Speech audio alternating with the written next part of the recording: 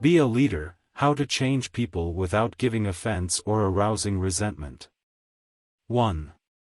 If you must find fault, this is the way to begin. A friend of mine was a guest at the White House for a weekend during the administration of Calvin Coolidge. Drifting into the president's private office, he heard Coolidge say to one of his secretaries, "That's a pretty dress you are wearing this morning, and you are a very attractive young woman." That was probably the most effusive praise Silent Cal had ever bestowed upon a secretary in his life.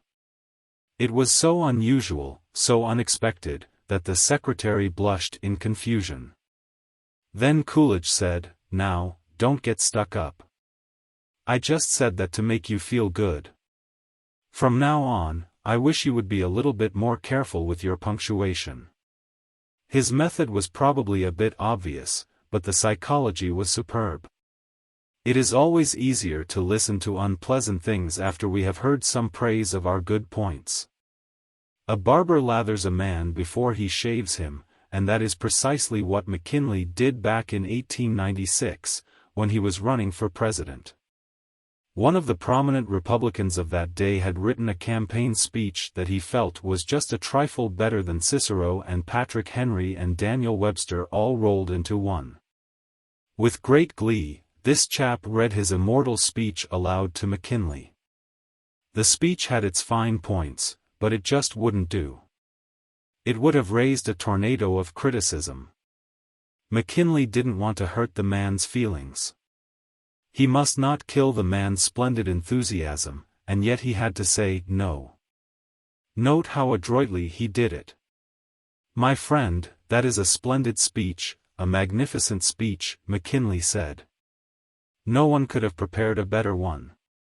There are many occasions on which it would be precisely the right thing to say, but is it quite suitable to this particular occasion?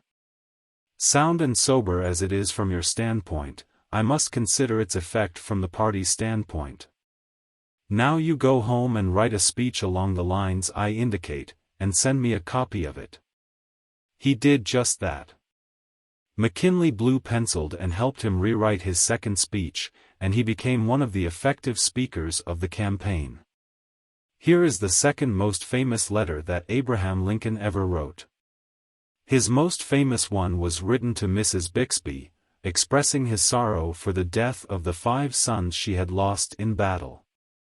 Lincoln probably dashed this letter off in 5 minutes, yet it sold at public auction in 1926 for $12,000, and that, by the way, was more money than Lincoln was able to save during half a century of hard work. The letter was written to General Joseph Hooker on April 26, 1863, during the darkest period of the Civil War. For 18 months, Lincoln's generals had been leading the Union Army from one tragic defeat to another. Nothing but futile, stupid human butchery. The nation was appalled. Thousands of soldiers had deserted from the army, and even the Republican members of the Senate had revolted and wanted to force Lincoln out of the White House. "We are now on the brink of destruction," Lincoln said. "It appears to me that even the Almighty is against us. I can hardly see a ray of hope." Such was the black sorrow and chaos out of which this letter came. I am printing the letter here because it shows how Lincoln tried to change an obstreperous general when the very fate of the nation could have depended upon the general's action.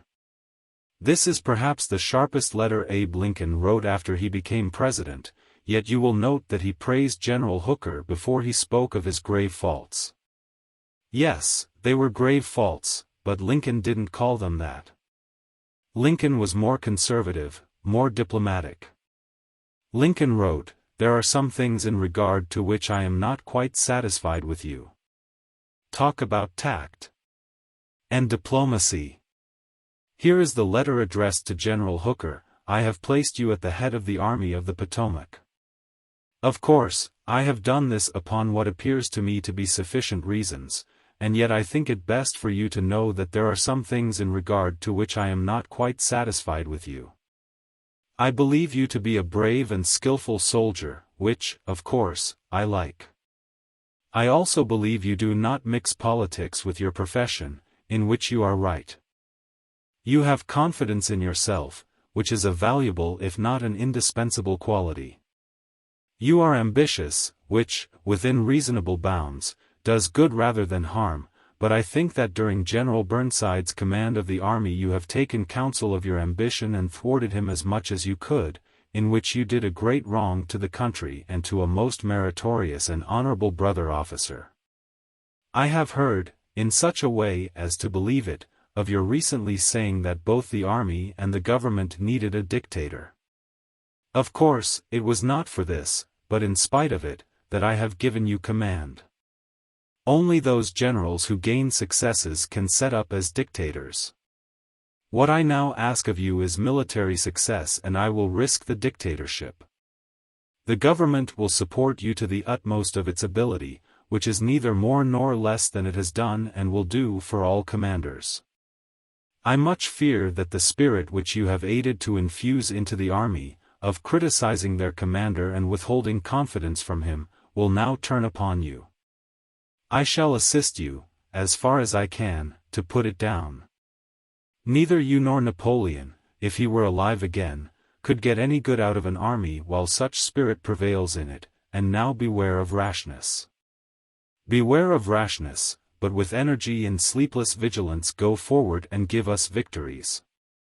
You are not a Coolidge, a McKinley, or a Lincoln. You want to know whether this philosophy will operate for you in everyday business contacts. Will it? Let's see. Let's take the case of W. P. Gaw of the Wark Company, Philadelphia.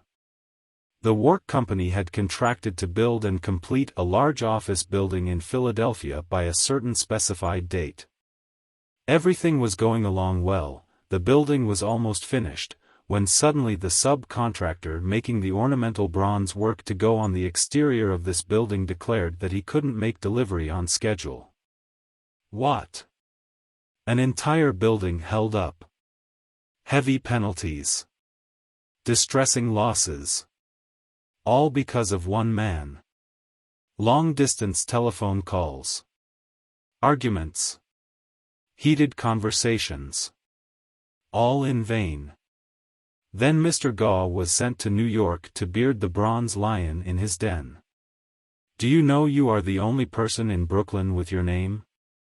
Mr. Gaw asked the president of the subcontracting firm shortly after they were introduced. The president was surprised. No, I didn't know that. Well, said Mr. Gaw, when I got off the train this morning, I looked in the telephone book to get your address, and you're the only person in the Brooklyn phone book with your name. I never knew that, the subcontractor said. He checked the phone book with interest. Well, it's an unusual name, he said proudly. My family came from Holland and settled in New York almost 200 years ago. He continued to talk about his family and his ancestors for several minutes. When he finished that, Mr. Gaw complimented him on how large a plant he had and compared it favorably with a number of similar plants he had visited. It is one of the cleanest and neatest bronze factories I ever saw, said Gaw. I've spent a lifetime building up this business, the subcontractor said, and I am rather proud of it. Would you like to take a look around the factory? During this tour of inspection, Mr. Gaw complimented the other man on his system of fabrication and told him how and why it seemed superior to those of some of his competitors. Gaw commented on some unusual machines, and the subcontractor announced that he himself had invented those machines. He spent considerable time showing Gaw how they operated and the superior work they turned out. He insisted on taking his visitor to lunch. So far, mind you, not a word had been said about the real purpose of Gaw's visit. After lunch, the subcontractor said, "Now, to get down to business. Naturally, I know why you're here. I didn't expect that our meeting would be so enjoyable. You can go back to Philadelphia with my promise that your material will be fabricated and shipped, even if other orders have to be delayed." Mr. Gaw got everything that he wanted without even asking for it. The material arrived on time, and the building was completed on the day the completion contract specified. Would this have happened had Mr. Gaw used the hammer and dynamite method generally employed on such occasions?